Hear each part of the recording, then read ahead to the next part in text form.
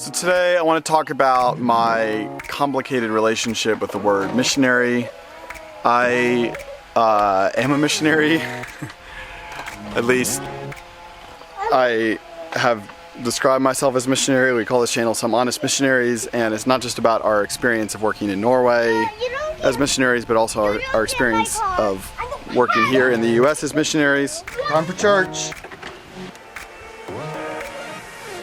So we're coming up on 3 years next month that we moved to Norway to work with Youth with a Mission as missionaries.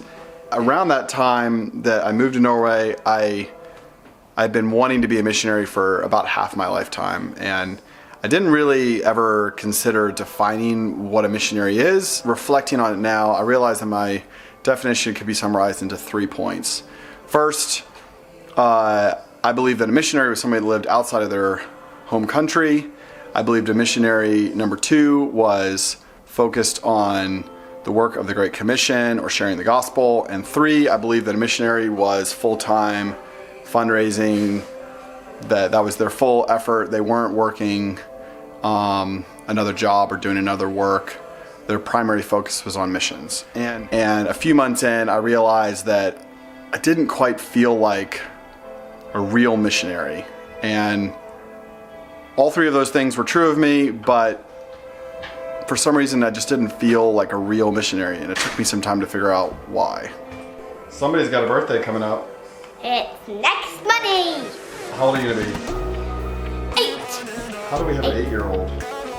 How do we get an 8-year-old? That's great.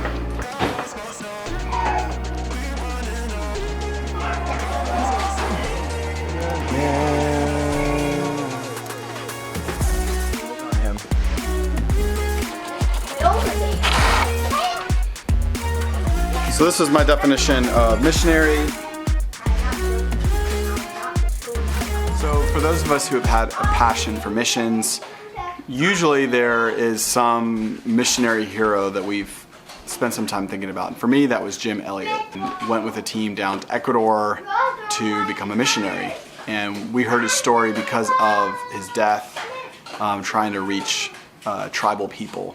But one thing that I knew but I hadn't really processed was the fact that Jim Elliott was a missionary to a frontier or an unreached people. You might not realize why that's significant. Let me explain. Bobby's gonna be a ring bearer in Abby's wedding. Whoa, look at Mr. Sharpman.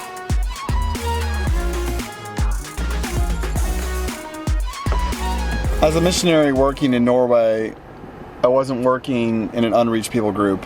I was working in what's considered an evangelized nation. The main people group there, the Norwegians, they have a translation of the Bible. I could have gone to one of any 10 churches within driving distance. And anyone that wanted to find a Christian or a missionary could have found one easily. Probably wondering where I went in the car, just running some errands, and didn't feel like taking you guys with me. I actually failed in every single one of my errands. I couldn't find anything I was looking for. And I was kind of getting out of the house without kids because I'm honestly just feeling emotionally like depressed at the moment. Not like major depression, just like coronavirus got me down, stuck in the house all the time. It's been a long week, tiring week, emotional week, just processing stuff with God. You'll probably hear about it in like 3 months or something like that, but for right now, we're talking about missionaries. And so Norway is not exactly a unreached people. They're a Christian nation, and getting there, it was like, it was sort of a process of discovery, of realizing, wait a minute, Norway is basically just a cold, European, culturally different version of America. You know, most people have heard of God. It's post-Christian in a lot of ways. So, you know, I knew I was missionary by most definitions in Norway, but I didn't feel like a real missionary. And at first I thought, you know, the word real missionary is just kind of me being cynical, but as I dug into the numbers, I realized what I was getting at. If you look in the statistics today, the latest numbers are from 2010 that I've seen, that there was around 400,000 missionaries in the world. And less than 4% of those missionaries are serving in unreached people groups. So the idea that we all have in our head of what missions looks like, that's only 3% of missionaries. And if you look at, I have the numbers here, only 19% work in unevangelized nations, nations that maybe have the Bible or maybe have some amount of Christian presence, but are largely unaware of the gospel, unaware of Jesus. So that means 77% of all missionaries are working in evangelized or in Christian nations, nations where churches and Christians are readily available and knowledge of the gospel is fairly widely known. So when I think of this idea of real missionary, what I'm really doing is I'm starting to identify image of missions being this glorious thing, going and sharing with someone that's never heard, going out into remote places or difficult places. That's the image that inspired me into missions, and that's the image that I still hold on to this day as being real missions.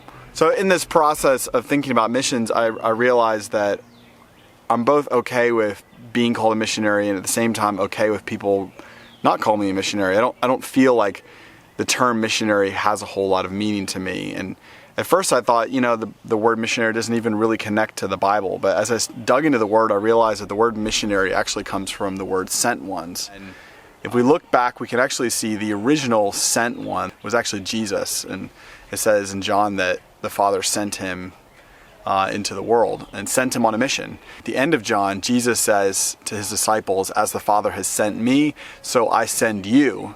And so I began to think about this word again and wondered, I think the word missionary could hang us up. It certainly hung me up when I got to Norway. I was too focused on how I felt about what I was doing and how much I liked where I was at and whether or not it was legit or real.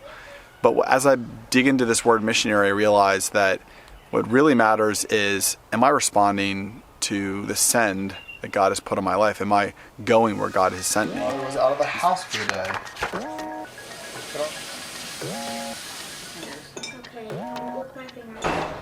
That's easier. Put them on the couch. He's fussy. Oh, fussy.